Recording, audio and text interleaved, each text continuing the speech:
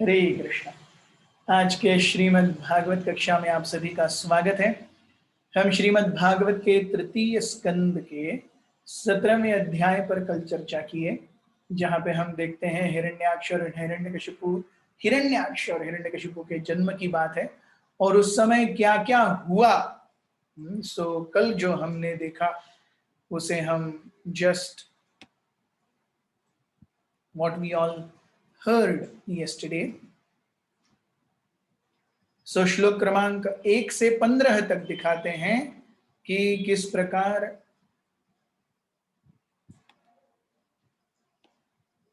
जब हिरण्याक्ष और हिरण्यकशिपु का जन्म हुआ तो किस प्रकार से ओमिनस हर जगह पे क्या हो गया, हर जगह पे हाहाकार छा गया, अपशकुन दिखने लगे। क्या क्या अपशकुन दिखने लगे वो भी बताया गया है।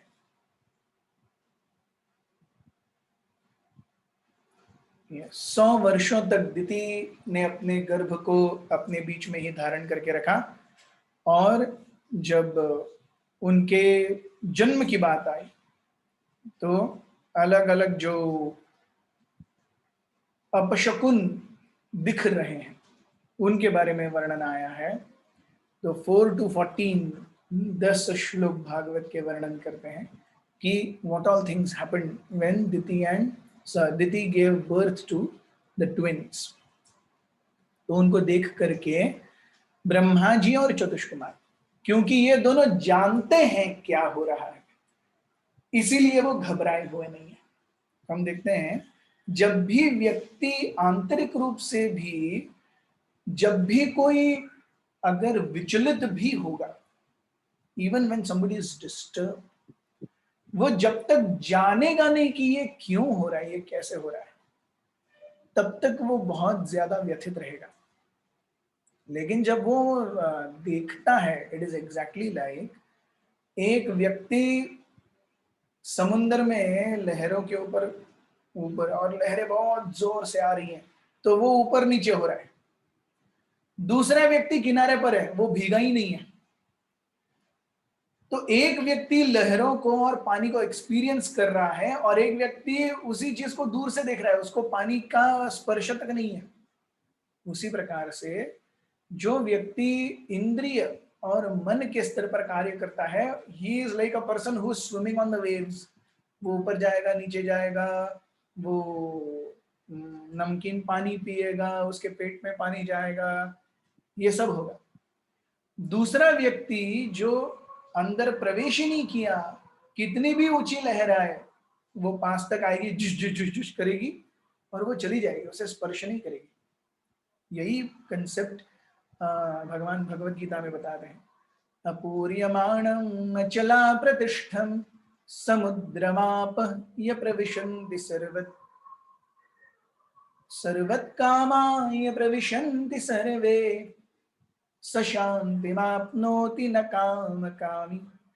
भगवान कहते हैं जिस प्रकार से एक सागर में लहरें आके मिलती हैं तो सागर उससे व्यथित नहीं होता, वो बढ़ता भी नहीं है, और जब गर्मी के सीजन में लहरें, नदियां क्षीण हो जाती हैं तो सागर की पानी की कमी भी नहीं होती। He is so full, he is not dependent on anything else. उसी प्रकार से एक व्यक्ति when he is so full with in himself with what Krishna, then what happens is knowledge। इसलिए भगवान पूरी भगवत गीता को बुद्धि योग बताते हैं। बुद्धि बुद्धि बुद्धि। भगवान ठोस ठोस के कह रहे हैं कि इंद्रिय और मन के स्तर पर मत रहो, तत्वतः जानने का प्रयास करो।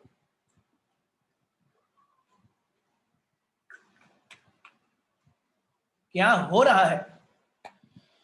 तो श्रीमद् भागवत के प्रथम स्कंद के दूसरे अध्याय के 10वें श्लोक में कामस्य न इंद्रिय प्रीति लाभ यावो जीवेत यावता जीवस्य तत्व जिज्ञासा न अर्थो यश्च इह कर्म भी। कामस्य डिजायर्स और इच्छाएं जो हैं, न इंद्रिय प्रीति लाभ, इंद्रिय और मन को भी इंद्रियों में ही गिना जाता है। मनः षष्ठानि इंद्रियाणि प्रकृति स्थानि कर्षति। तो मन और इंद्रियां मिलके एक ग्रुप यार इंद्रिय। तो जब तक हम इंद्रियों के स्तर पर हैं, मन भी इंद्रिय, तो इंद्रिय और मन है, तब तक क्या होगा, तब तक हम क्या करेंगे, ओ कामस्य न इंद्रिय प्रीति लाभ, desires should not be devoted towards gratification of senses and gratification of mind.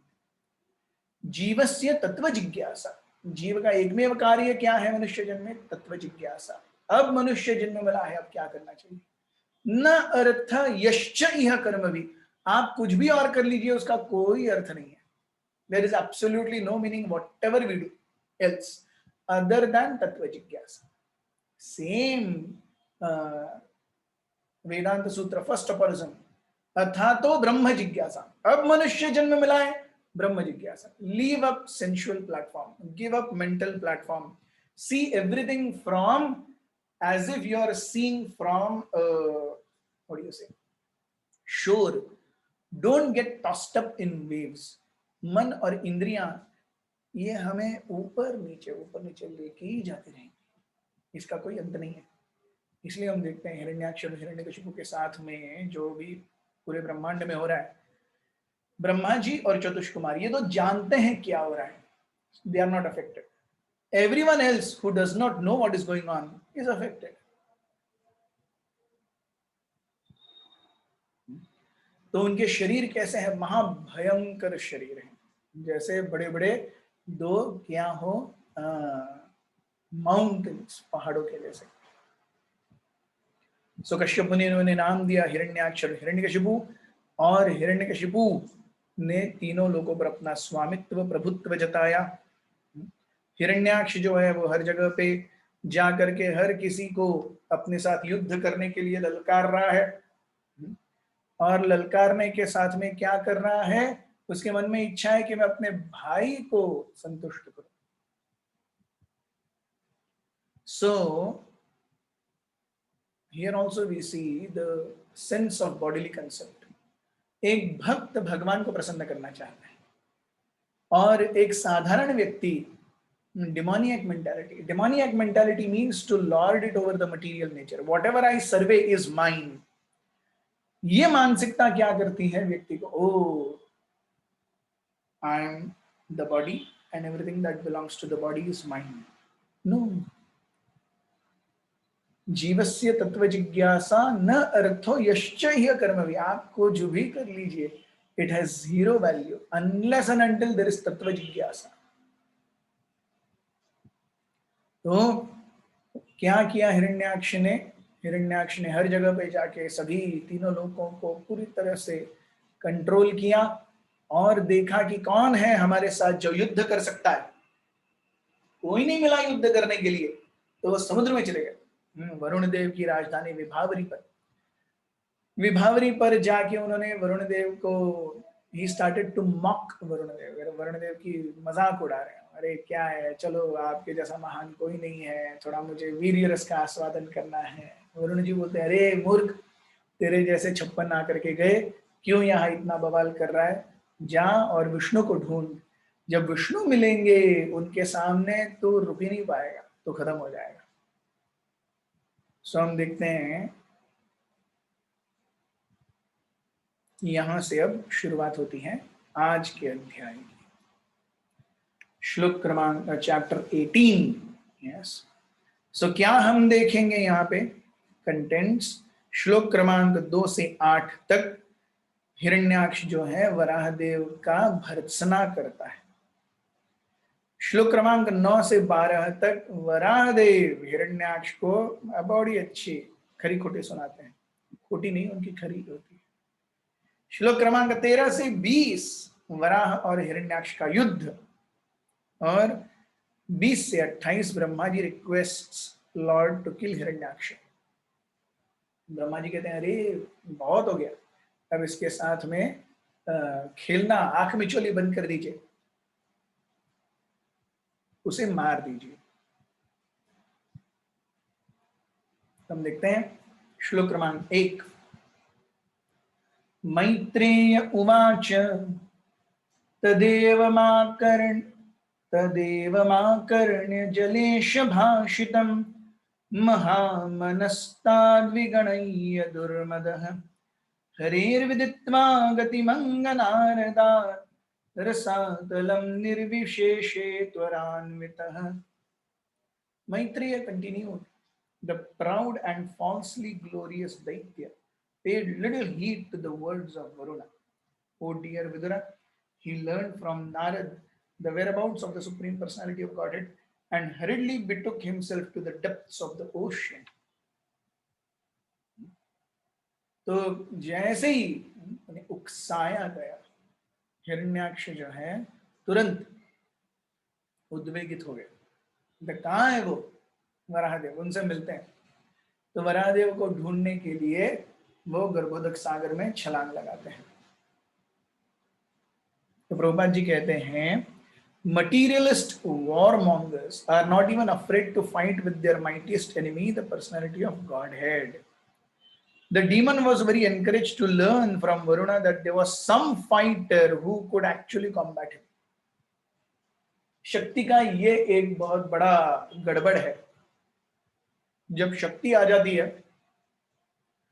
तो समान शक्ति वाला कोई नहीं देख के भी बोर होता है। मेरे कौन है, इच्छा है फाइट करने की, लेकिन कोई मिल ही नहीं रहा हाथ ठीक ठाक करने के लिए। श्लोक क्रमांक 2।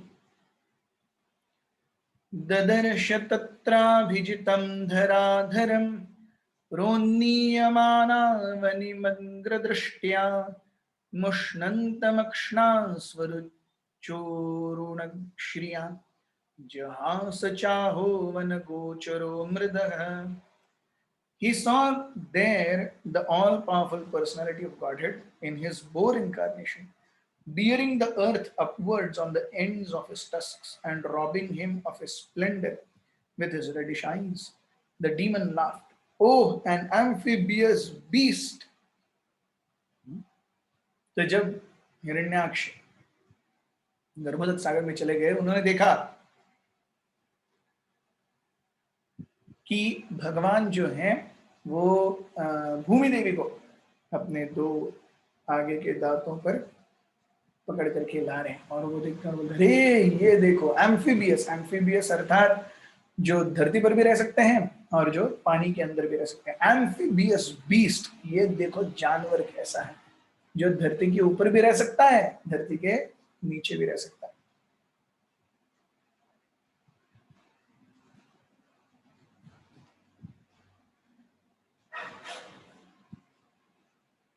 श्लोक क्रमांक 3। प्रभुपाद जी इस दूसरे श्लोक के तात्पर्य में बहुत सुंदर बताते हैं कि देखिए हिरण्याक्ष की mentality.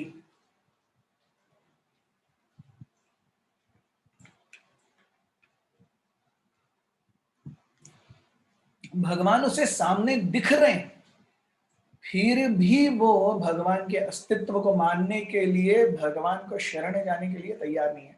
He is seeing the Lord face to face। कई बार लोग बोलते हैं ना, भगवान है तो हमें दिखाओ, जब भगवान दिखेंगे हम उनके शरणागत जाएंगे। प्रश्न भगवान को देखने का नहीं है, प्रश्न है कि जब भगवान सामने आए आपकी चेतना क्या है। वृंदावन में हर रोज कंस मामा एक असुर को भेजते थे, वो भी तो भगवान को देखते थे। क्या भगवान के चरण कमलों को पकड़ के उनके ऊपर रोते थे? क्या उनके पैरों का मसाज करते थे? नहीं, उन्हें मारने के लिए आते थे। So question is not whether we can see the Lord or not. The question is what mentality, what consciousness we have towards the Lord. That is what, अगर चेतना सही है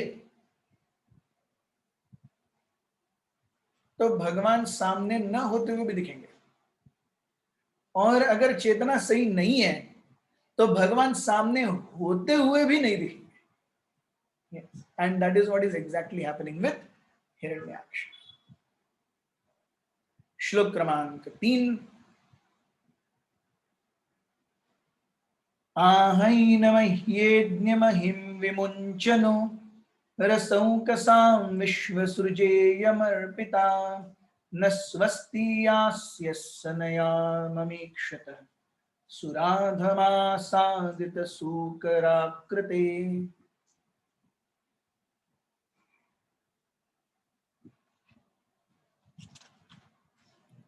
The demon addressed the Lord, O best of the demigods, dressed in the form of a boar. Just hear me. This earth is entrusted to us, the inhabitants of the lower regions, and you cannot take it from my presence and not be hurt by me. तो वो भगवान को बोल रहे हैं, असली में स्वामी कौन है? क्या हमारी मेंटालिटी ऐसी नहीं है? असली में स्वामी कौन है? भगवान यस, इमेजिन अगर भगवान हमसे हमारा सब कुछ छीन लेंगे. It is such a painful thought process. भयावह है वो. बैंक बैलेंस नहीं है, गाड़ी नहीं है, घर नहीं है, नौकरी चली गई, पत्नी बच्चे सब मर गए. Are we really surrendered? Are we really there for that? No, Krishna is so merciful. And in whatever sense we want to serve, Krishna accepts. तो कहने का तात्पर्य ये नहीं है कि हम क्या कर सकते हैं. कहने का तात्पर्य ये है कि भगवान हमें कितना टॉलरेट करते हैं और हमें कितना और दूर जाने की जरूरत है सही में, अगर हमें भगवत भावना भावित बनना है तो यहाँ पे प्रभुपाद पर्पट बहुत सुंदर देते हैं. प्रभुपाद जी कहते हैं, Sridhar Swami, commenting on this verse, states that although the demon wanted to deride the personality of Godhead in the form of a boar, he actually worshipped him with several words. हालांकि उनकी इच्छा थी कि वो क्या करें, भगवान का उपहास करें, लेकिन सरस्वती उनके मुखारविंद पर, हिरण्याक्ष के मुखारविंद पर बैठकर भगवान की स्तुति करवा रही है. कैसे स्तुति करवा रही है? श्रीधर स्वामी कहते हैं, he addressed the Lord as Vanagochara, means one who is a resident of the forest. But another meaning of Vanagochara is one who lies down on water. भगवान विष्णु हमेशा पानी के ऊपर ही योग निद्रा में शयमान होते हैं. So in that sense, Vanagochara also refers to Garbhodakshayi Vishnu. The demon also addressed him as Mrigah, indicating unintentionally that the Supreme Personality of Godhead is sought after by great sages, saintly persons and transcendentalists. तो मृगः यानी महान मुनि, ऋषि, साधु संत भी जिनके पीछे भागते हैं उनको प्राप्त करने के लिए, वो है मृगः. तो मृग का एक अर्थ होता है हिरन, लेकिन मृग का एक अर्थ होता है जिनके पीछे साधु भी लालायित होते हैं, वो व्यक्ति. He also addressed him as Adnya. Sridhar Swami कहते हैं, Dnya means knowledge, and there is no knowledge which is unknown to the Supreme Personality of Godhead.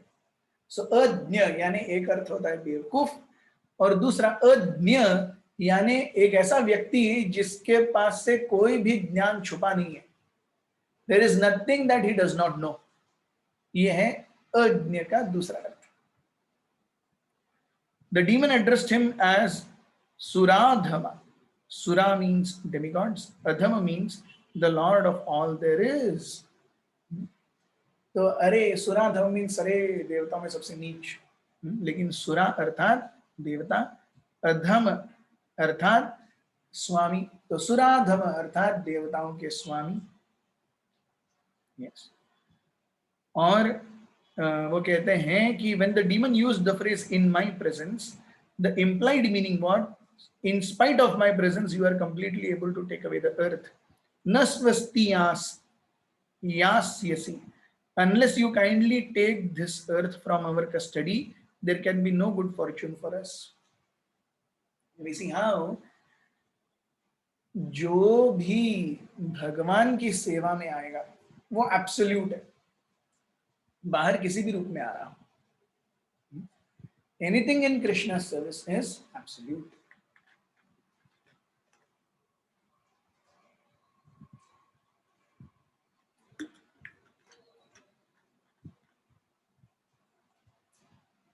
श्लोक क्रमांक 4. त्वं नः सपत्न्यैर्भवाय किं भृतो यो मायया हन्त्यसुरान् परोक्षजित् त्वां योगमाया बलमल्पपौरुषं संस्थाप्य मूढ़ प्रसृजे सुहृच्छुचः. You rascal, you have been nourished by our enemies to kill us, and you have killed some demons by remaining invisible. You fool, your power is only mystic. So today I shall enliven my kinsmen by killing you.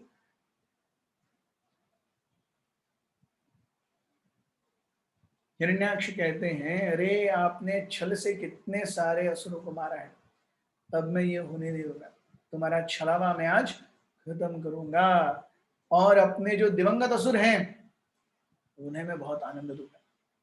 तो प्रभुपाद जी यहाँ पे बहुत सुंदर purport देते हैं. प्रभुपाद जी कहते हैं कि हिरण्याक्ष ने जिस शब्द का उपयोग किया, अभवाय, which means for killing, Sridhar Swami comments that this killing means liberating, or in other words killing the process of continual birth and death. भगवान का एक नाम हर भी है. हर अर्थात हर लेते हैं. क्या हर लेते हैं? हमारे जीवन से अपशकुन, अमंगल सब कुछ हर लेते हैं. ये तो भगवान की फ्रंट डोर मर्सी है. भगवान की बैकडोर मर्सी क्या है? वो जो अच्छा है वो भी हर लेते हैं. जैसे हम देखते हैं अधिक मास में हम चौराग्रगण्य अष्टक गा रहे थे. यस, सो करोति भिक्षुम पथि गेहहीनम. थर्ड स्टैंजा में, अरे भगवान जिसके ऊपर कृपा करते हैं उसको कहीं का नहीं छोड़ते.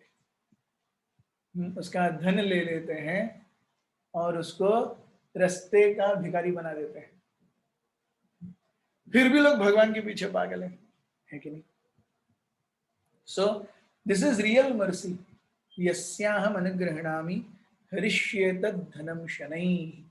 मैं जिसके ऊपर भी विशेष कृपा करता हूँ उसका धन मैं धीरे धीरे हर लेता हूँ. क्यों? क्योंकि उस धन से प्रमत्त होकर वो क्या देखता है, अरे शरीर अंत होने वाला है, ये उसे पता ही नहीं चलता. श्रीमद् भागवत के प्रथम स्कंद में हम देखते हैं, भगवान बताते हैं, देह अपत्य कलत्रादिषु आत्मसैन्येषु असत्सु अपि तेषां प्रमत्त निधनम पश्यन्नपि न पश्यति. देह शरीर, कलत्र वाइफ और हस्बैंड. देह कलत्र अपत्य, अपत्य यानी सन्स एंड डॉटर्स, आदिषु इत्यादि, आत्मसैन्येषु, आत्मसैन्य, व्यक्ति सोचता है ये मेरे बुरे वक्त में काम आएंगे, मेरा देह मेरे काम आएगा, मेरी पत्नियां मेरे पति मेरे काम आएंगे, मेरे बच्चे मेरे काम आएंगे. लेकिन ये आत्मसैन्य कैसा है? असत, वो खुद ही असत है. जो खुद ही असत है वो हमें प्रोटेक्शन कैसे देगा? जिसका खुद का ही ठिकाना नहीं है वो हमें क्या प्रोटेक्शन देगा? असत्सु अपि. लेकिन इसका इफेक्ट क्या होता है? तेषाम प्रमत्त, प्रमत्त, मत्त यानी इल्यूजन्ड, प्रमत्त प्रकृष्ट रूपेण मत्त. Actually you can see a person is bewildered. प्रमत्त, निधनम. निधनम के दो अर्थ हैं, एक मृत्यु, निधनम. दूसरा, एक दिन उसका सब कुछ चला जाएगा. निधनम, वो सोचता है कि ये अनर्थ जो है, काम क्रोध लोभ मोह मद मत्सर, ये मेरा धन है. तो वो निधनम, वो समझ नहीं पाता कि इनका एक्चुअली कोई वैल्यू ही नहीं है. Yes, काम क्रोध लोभ मोह मद मत्सर का कोई वैल्यू नहीं है. He is not able to understand. पश्यन अभी न पश्यति. और the second way, his body is going to fall, one day he is going to die. Pashyan abhi na pashyati. So one is not able to actually see beyond the concept of body. This is not Vedic civilization. That's why we see in Vedic civilization there is very genuine, nice, progressive path how one traverses in Krishna consciousness.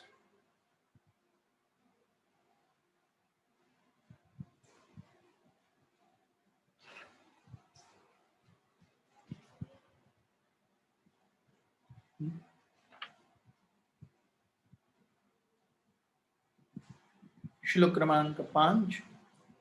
त्वयि संस्थिते गदया त्वं संस्थिते गदया शीर्णशीर्ष न्यस्मद्भुजच्युतया ये च तुभ्यं बलिं हरन् ऋषयो ये च देवा स्वयं सर्वे न भविष्यन्त्यमूलाः। The demon continued, when you fall dead with your skull smashed by the mace hurled by my arms, the demigods and sages who offer you oblations and sacrifice in devotional service will also automatically cease to exist, like trees without roots. Hiranyaksha कहते हैं कि आप जब मर जाओगे, देखिए कितना प्रत्यक्ष रूपेण मत्त प्रमत्त, आप जब मर जाओगे, भगवान विष्णु को एक तो प्रणाम नहीं कर रहा, उनको मारने की बात कर रहा है। इज कन्विंस्ड कि Vishnu can be killed. This is height of ignorance. मैं नास्तिक हूं ये तो ठीक है, लेकिन मेरे भगवान के साथ युद्ध करने से मैं उनको मार डालूंगा। This is height of ignorance. Yes, तो जब आप मृत्युमुखी पड़ जाओगे और आपका जो सर है वो मेरी गदा के प्रहार से चकनाचूर हो जाएगा, जब सारे देवतागण और ऋषि मुनि जो आपको भक्तिमय अलग अलग प्रकार से होम हवन यज्ञ कर रहे हैं वो भी बंद हो जाएंगे। जैसे एक पेड़ बिना मूल के नहीं रह सकता, वैसे ही आपके भक्त जो आपको अर्पण करते हैं उससे आप पोषण पाते हैं। वो पोषण से आपको अभी मत्त हो गया है। अभी तुरंत मैं आपका क्या करता हूं, अपनी गदा के प्रहार से आपका मुंह क्या देता हूं, पिचका देता हूं।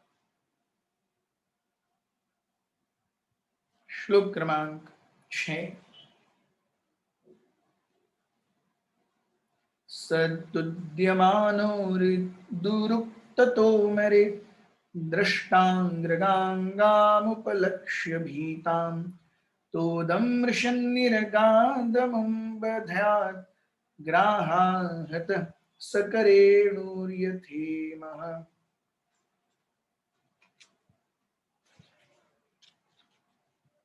Although the Lord was pained by the shaft-like abusive words of the demon, he bore the pain. But seeing that the earth on the ends of his tusk was frightened, he rose up out of the water just as an elephant emerges with its female companion when assailed by an alligator. कहते हैं भगवान कितने ज्यादा he is conscious। Hiranyaksha के शब्द भगवान को चुभे। He felt pained by what Hiranyaksha was speaking. This is also very important. तो हालांकि हिरण्याक्ष भगवान से क्या करते हैं, द्वेष करते हैं, हालांकि हिरण्याक्ष भगवान को गाली दे रहे हैं, फिर भी अरे वो मेरा बच्चा है, देखो मुझे गाली दे रहा है, मुझे समझ नहीं पा रहा है। ये है भगवान के हृदय में। This is what is going on. See, he is not angry that I am getting bad words. He is concerned and feeling bad that my son is not able to understand me.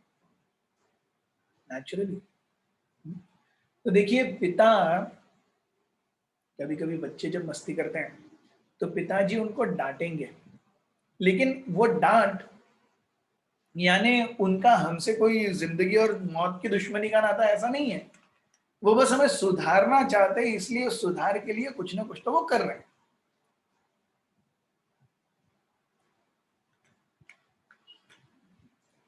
पिताजी की मार और पिताजी का प्रेम, पिताजी की पुचकार, दोनों समान है। जब जैसे चाहिए जहां चाहिए वो हर एक चीज का प्रयोग करते हैं। उसी प्रकार हम देखते हैं भगवान भी महान है और हिरण्याक्ष के साथ में वो भी जानते हैं ना कि अरे ये जय विजय ही हैं, लेकिन देखो अभी क्या हो रहा है, उनको मेरे कारण, मेरी इच्छा के कारण जन्म लेना पड़ रहा है। इस पेन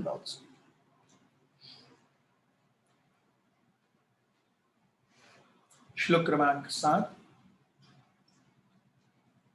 तम निःसरन्तं सलिलादनद्रुतो हिरण्यकेशोद्विरदं यथा जशः करालदंष्टो शनिनिस्वनो ब्रवीत् गतः ह्रियां किं त्वसतां विगर्हितम्। The demon who had golden hair on his head and fearful tusks gave chase to the Lord while he was rising from the water, even as an alligator could chase an elephant. Roaring like thunder, he said, "You are not ashamed of running away before a challenging adversary? There is nothing reproachable for shameless creatures." भगवान जा रहे थे भूमि देवी को अच्छे से रखने के लिए।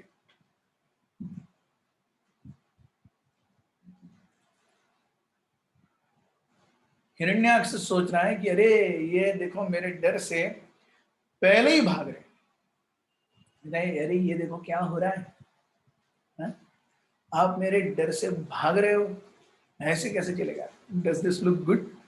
इससे ज्यादा अशोभनीय बात और क्या हो सकती है?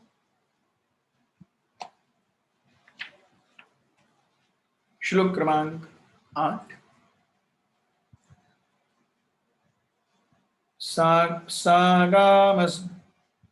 सागामुदस्तात् सलिलस्य गोचरे विन्यस्य तस्यामधात्स्वसत्तमम् अभिष्टुतो विश्वसृजा प्रसूनैर् आपूर्यमाणो विबुधैः पश्यतोरेः।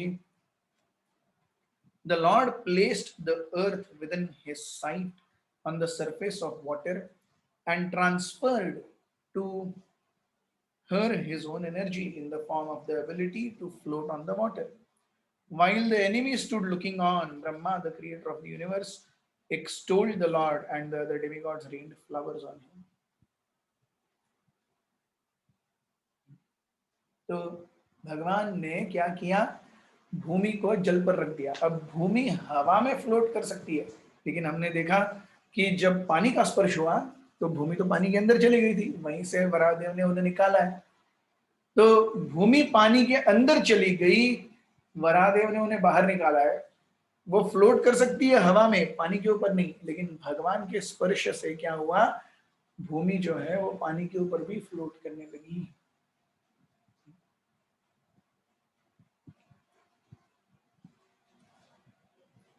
प्रभुपाद जी कहते हैं तात्पर्य में, not only the earth but many millions of planets are floating in there, and this floating power is endowed upon them by the Lord.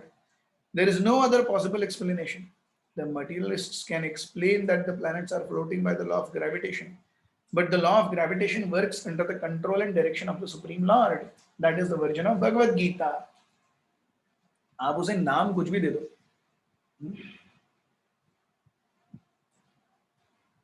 तन्नी, वेल्लम, नीर, उदक, पानी, पानी, जो कुछ भी, वाटर है क्या? H2O, 2 molecules of hydrogen, 2 atoms of hydrogen, 1 atom of oxygen, basically है। अब बाद में आप कुछ भी नाम दे दो, वो भगवान की शक्ति है, उसे ग्रेविटेशनल लॉ बुलाओ या कुछ और नाम दो, it doesn't make any difference, है वो भगवान की शक्ति। श्लोक क्रमांक 9। भगवान भी क्रोधित हो गए, क्रोध से बोले। अब भगवान क्या बोलते हैं वो श्लोक क्रमांक 10 से है। श्लोक क्रमांक 9। परानुशक्तं तपनीयोपकल्पं महागदं कांचन चित्रदंशं मरमाण्यभीक्ष्णं प्रतुदन्तं दुरुक्तैः प्रचण्डमन्युः प्रहसंस्तबभाषे। The demon who had a wealth of ornaments, bangles, and beautiful golden armor on his body chased the Lord from behind with a great mace. The Lord tolerated his piercing ill words, but in order to reply to him, he expressed his terrible anger. Yes, तो असुर के पास बहुत सारे आभूषण थे, उनको लेके वो भगवान को मारने के लिए दौड़ा। भगवान ने हिरण्याक्ष के शब्द को तो पी गए थे, लेकिन जब मारने के लिए आया हिरण्याक्ष तो भगवान क्रोधित हो गए। भगवान क्या बोलते हैं? सो 10 to 12 तीन श्लोक जो हैं वो भगवान का रिस्पॉन्स है हिरण्याक्ष को।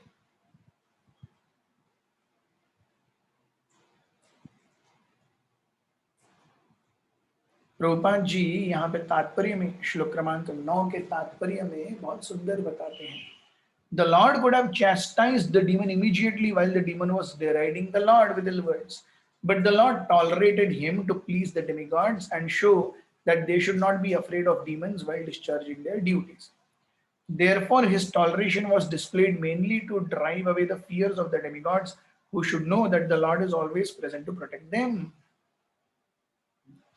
तो भगवान क्या करते हैं?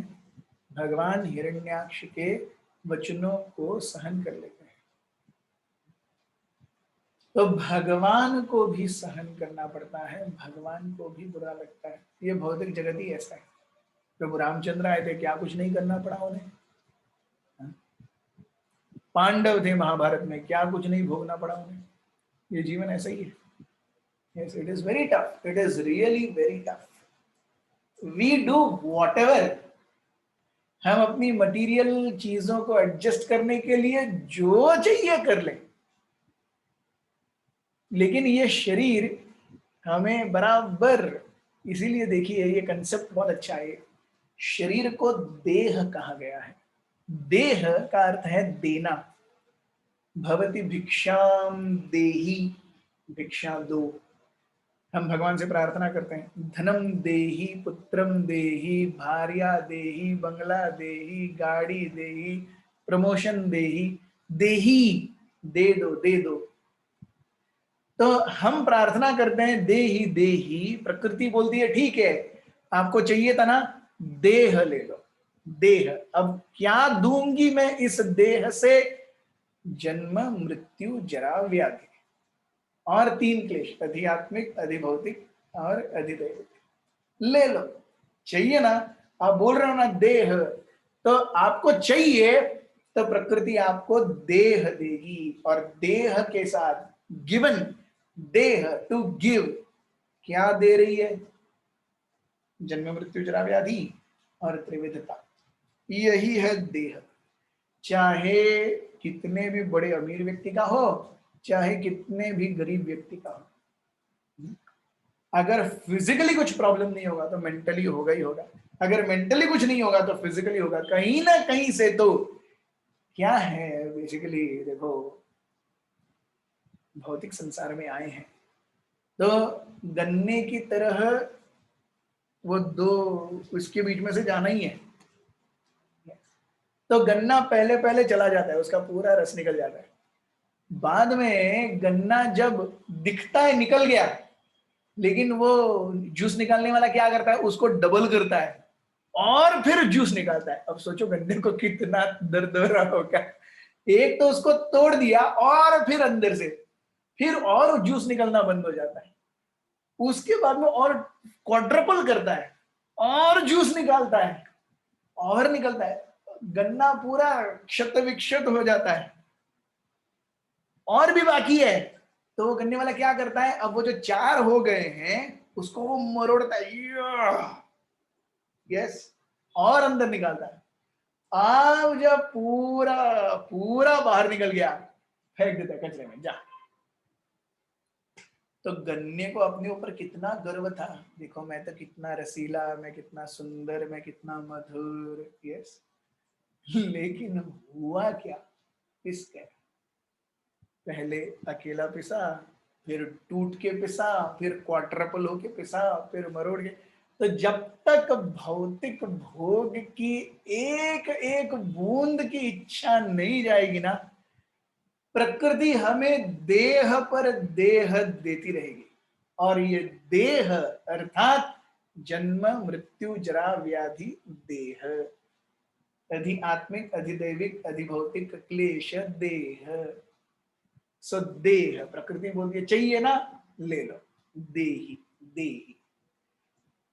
So we see Sanskrit and our understanding of literatures is so very deep. इस शरीर को देह क्यों कहा गया है? ये केवल त्रिविध ताप और चार क्लेश ही दे सकता है और कुछ नहीं दे सकता है. और जब तक भोग की इच्छा है, हम उस गन्ने के जूस में से जाते रहेंगे. इसीलिए मैं एक बहुत सुंदर प्रवचन सुन रहा था राधा गोपीनाथ मंदिर में, आनंद वृंदावन प्रभु का, बहुत ही सीनियर गृहस्थ है. वो कहते हैं कि अगर हमें सही में कृष्णा कॉन्शियसनेस में सीरियस होना है, एक चीज गांठ मार के लेनी पड़ेगी. There has to be one thing which at least philosophically we have to be convinced. तत्वतः हमें जानना है क्या कि मुझे और शरीर नहीं लेना है. I don't want any more birth, because birth means deha. Deha is janma, mrityu, jara, vyadhi and trividhata. So we might not be acting on that platform. That platform might be far away. But at least philosophically I have to be convinced I don't want to take another birth. जो भी है खत्म करो इसी जीवन में. जब तक वो आतुरता नहीं आएगी ना, तब तक वे कहते हैं असली भक्ति शुरू ही नहीं हुई है. हम केवल क्या कहते हैं, वो हम जो समुद्र में बता रहे थे, तो समुद्र का वो उल्टा उदाहरण देते हैं. वो समुद्र की लहरें आती हैं, अगर मोती ढूंढना है तो समुद्र पर जाना पड़ेगा, समुद्र की लहरों को छोड़ करके डाइव करना पड़ेगा डीप, बहुत खोजना पड़ेगा, तब एक मोती मिलेगा. तो जो व्यक्ति बाहर ही खड़ा है, पानी का स्पर्श ही नहीं किया, उसको मोती कैसे मिलेगा? Yes. So Krishna consciousness is like an ocean. There also, so material world is also like an ocean. Krishna consciousness also is like an ocean. We have to dive deep within so that we get pearls of Krishna wisdom. Yes. So कहते हैं philosophically तो हमें conviction आना चाहिए कि ये देह है जिसके पीछे हम इतना कुछ कर रहे हैं, ये केवल 7 चीजें ही दिया है. We don't want any more birth. That is the beginning of a very serious Krishna conscious endeavor.